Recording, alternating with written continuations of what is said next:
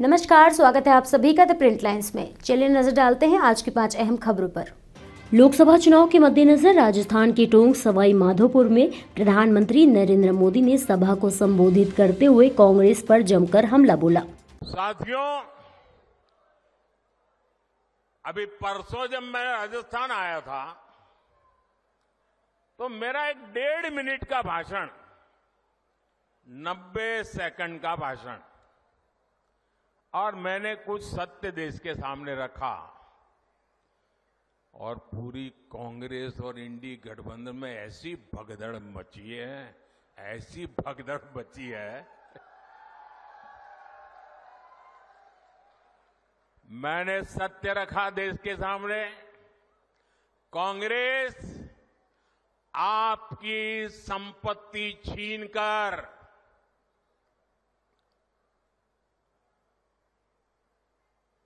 उनके खास लोगों को बांटने की गहरी साजिश रचकर बैठी है। 2-3 दिन पहले मैंने कांग्रेस की इस वोट बैंक की राजनीति, तुष्टीकरण की राजनीति का पर्दाफाश किया था। इससे कांग्रेस और उसको सिस्टम में उनको इतनी मिर्ची लगी है, इतनी मिर्ची लगी है कि वो हर तरफ गालियां देने में टूट पड़े। जो आए वो मोदी को गाली दे रहा है। मैं कांग्रेस से जानना चाहता हूं, आखिर कांग्रेस सच्चाई से इतना डरती क्यों है? कांग्रेस क्यों अपने नीतियों को ऐसे छिपाने में लगी है? जब आपने नीति बनाई है, निर्णय लिया है, तो अब जब मोदी जी ने खुल करके राज रख दिया, आपका हिडन एजेंडा बाहर आ गया, तो अब कांप रहे हो?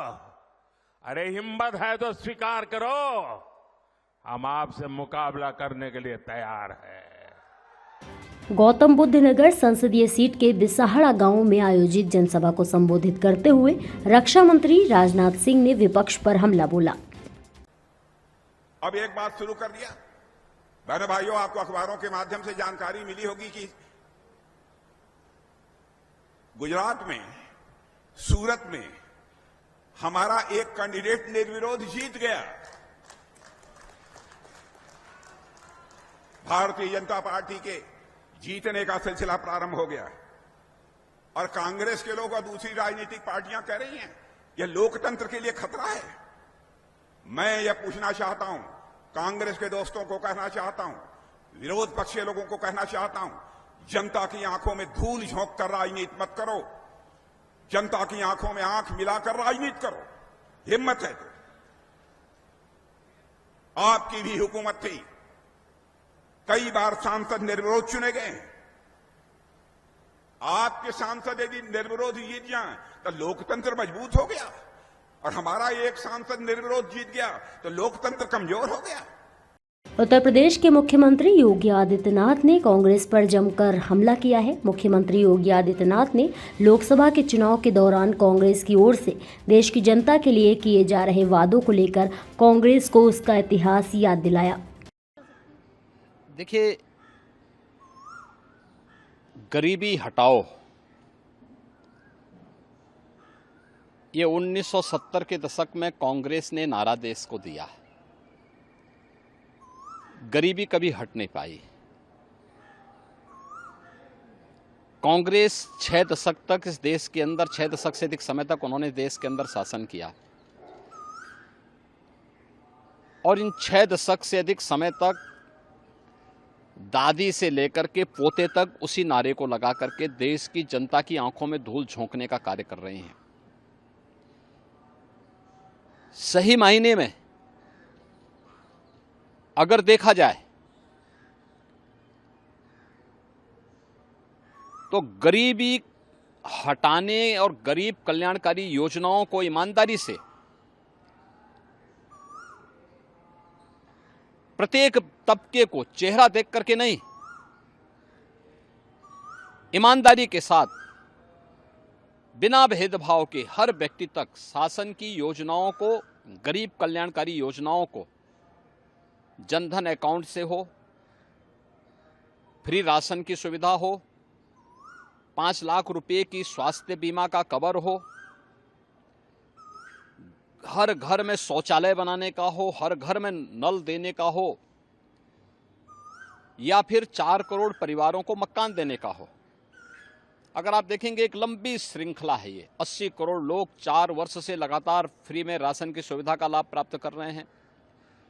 50 करोड़ घरों को, 50 करोड़ लोगों को, गरीब परिवारों को जनधन अकाउंट खोले गए। यानी आज़ादी के 70 वर्षों तक देश के अंदर सबसे अधिक समय तक कांग्रेस और उसके सहयोगी दलों ने शासन किया। लेकिन ताजुब 50 करोड़ परिवार ऐसे थे जिनके पास अपने अकाउंट नहीं थे।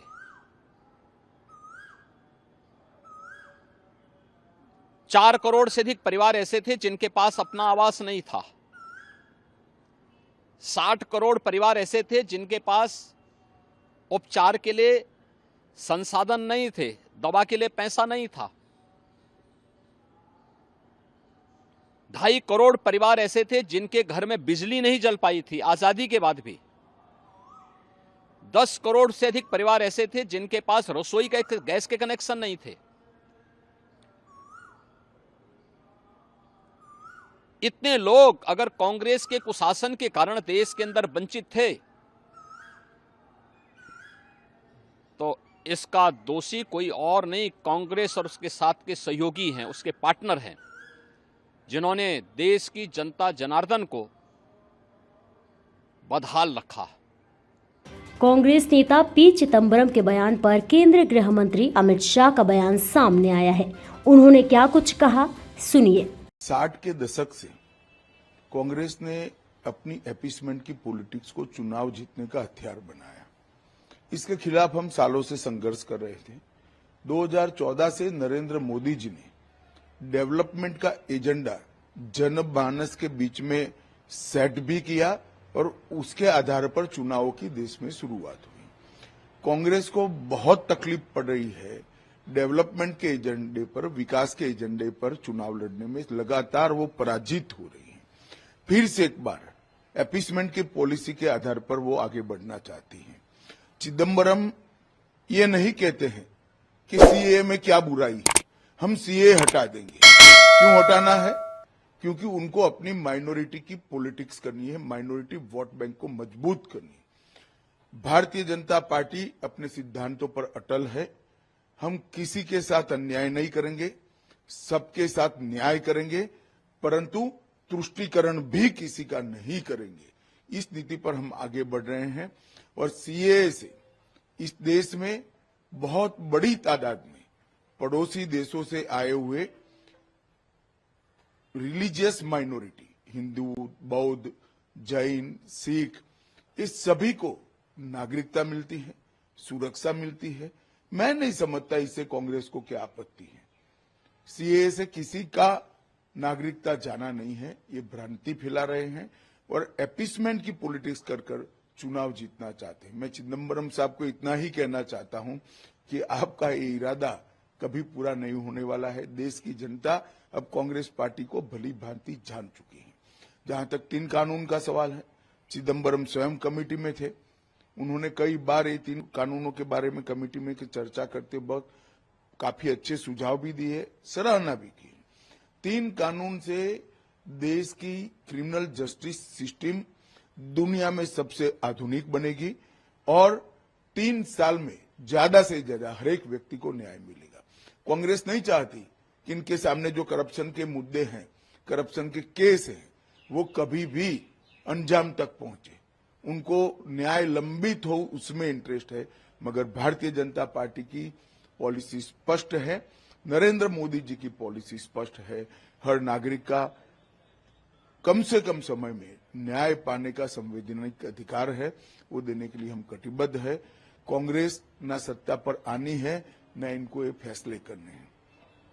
मैं देश की जनता को आश्वस्त करना चाहता हूं, सीए भी रहने वाला है, 3 कानूनों का इम्प्लीमेंटेशन भी होने वाला है और हर नागरिक को 3 साल के अंदर न्याय मिलने की व्यवस्था सुनिश्चित होगी और हर शरणार्थी को नागरिकता भी मिलेगी। इसमें कोई संदेह रखने की जरूरत नहीं है।